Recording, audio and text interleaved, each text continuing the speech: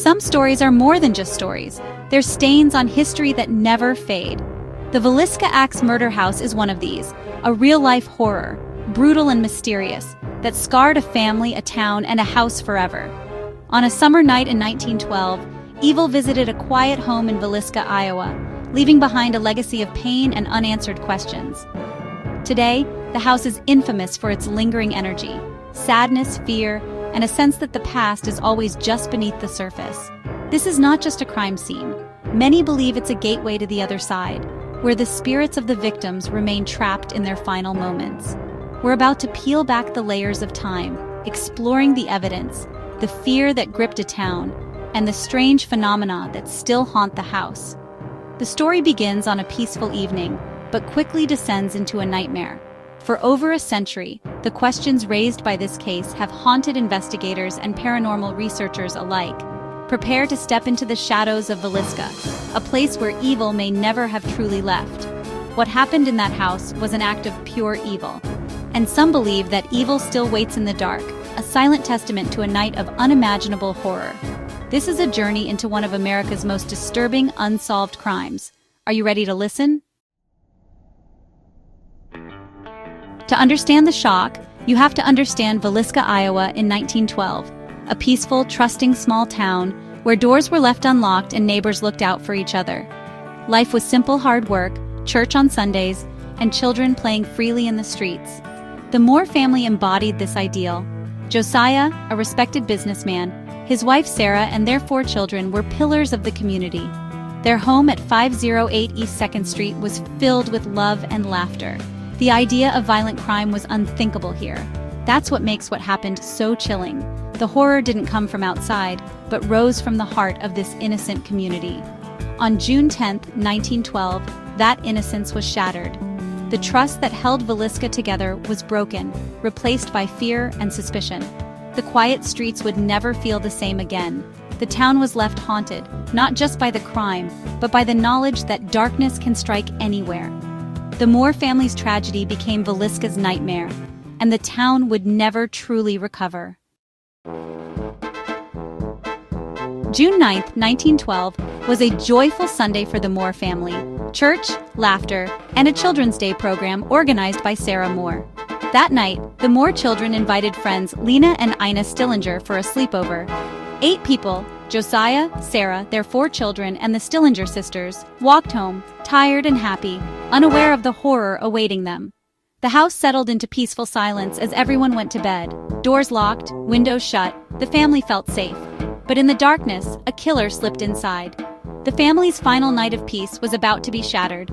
They had no warning, no chance to defend themselves. The transition from normalcy to terror was instant, a trauma that would leave a lasting spiritual imprint. The joy of their last day stands in stark contrast to the silence that would greet the dawn. The ultimate interruption had begun.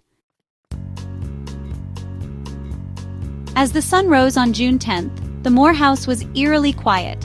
No morning bustle, no children's laughter, just silence. Neighbor Mary Peckham noticed the stillness and grew concerned. She knocked, peered through windows, but saw nothing. Shades drawn, doors locked. Dread set in. Mary called Josiah's brother, Ross Moore, who arrived quickly. He tried the door, called out, but was met with the same heavy silence. Using his key, Ross entered the house, stepping into darkness. What he found inside would change Villisca forever. The happy home was gone, replaced by chilling stillness. After a brief look, Ross staggered out, pale and shaken. He told Mary to call for help. Someone had been murdered. The silence was finally broken, replaced by a town-wide nightmare. Law enforcement entered the Moore home and found a scene of calculated brutality. The 2 Stillinger girls were dead in the downstairs bedroom. Upstairs, Josiah, Sarah, and their 4 children lay murdered in their beds. The weapon, a heavy axe, was left behind, wiped but not clean. Every mirror and glass was covered, a detail that still baffles investigators. Odd clues, a slab of bacon, uneaten food, hinted at a disturbed mind. The investigation was chaotic. Townspeople trampled through the house, destroying evidence. Despite numerous suspects, no one was ever convicted. The killer vanished without a trace, leaving only horror and mystery. The case grew cold, and Villisca was left with a legend that was all too real. Decades after the murders, the house at 508 East 2nd Street began to tell its own story. Families who lived there reported strange events, children's cries, whispers, footsteps in empty rooms. The house seemed to hold the energy of the tragedy, the spirits of the Moore family and the Stillinger sisters restless. Now a historical site, it draws paranormal investigators from around the world. Electronic voice phenomena, disembodied voices, names whispered, have been recorded. Objects move on their own, doors slam, and visitors report being touched by unseen hands. In the parents' bedroom closet, some feel overwhelming dread or see a shadowy figure. These experiences are consistent, reported by skeptics and believers alike. The house is a psychic imprint of terror, a place where the past refuses to fade. The echoes of that night still reverberate through its walls. Over a century later, the Villisca Axe murders remain unsolved. The killer's identity is lost to history. Was it a local, a stranger, or something more sinister? The house stands as a monument to the victims, frozen in time. Visitors feel the lingering sadness, the sense of lives cut short. Ongoing paranormal activity suggests the spirits are still there, seeking justice or simply unable to move on. For many, the house is more than haunted.